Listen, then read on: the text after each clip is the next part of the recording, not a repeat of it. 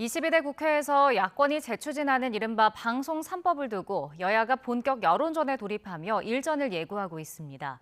국민의힘은 좌파 카르텔이 언론을 장악하려는 시도라며 저지 공세에 나섰고, 민주당은 정권에 장악된 언론을 정상화하겠다고 맞섰습니다. 임성재 기자가 보도합니다.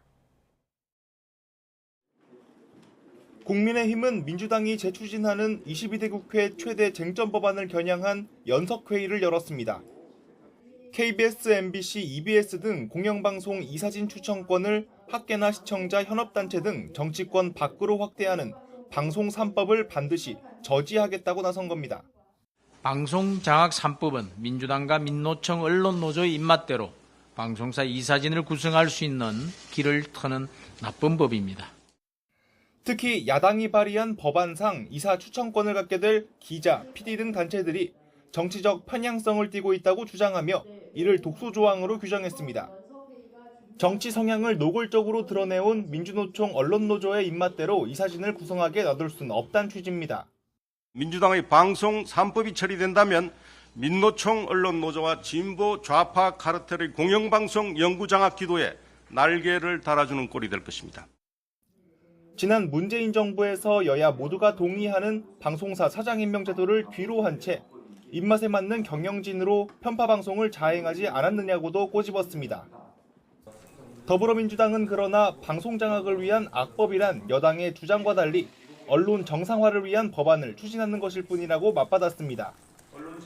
21대 국회에서 대통령 거부권 행사로 폐기된 기존 방송 3법에 공영방송 사장 임기를 보장하고 해임 요건을 강화하는 조항까지 추가해 압박 수위를 끌어올렸습니다. 법안을 중심으로 해서 공영방송에 대한 공정성, 국민에게 다시 돌려드리는 문제에 대해서 심도 깊게 논의를 해왔고, 공영방송 인사를 심의 의결하는 방송통신위원회 회의 개의와 의결에 필요한 최소 출석 인원 숫자를 4~5명으로 강화하는 법안까지 포함해 이른바 언론 정상화 3+1법이라고 이름 붙였습니다. 법원에서도 위법의 소지가 있다고 판단한 방통위 2인 체제는 방송사에 대한 중대한 결정들을 좌우하고 있습니다.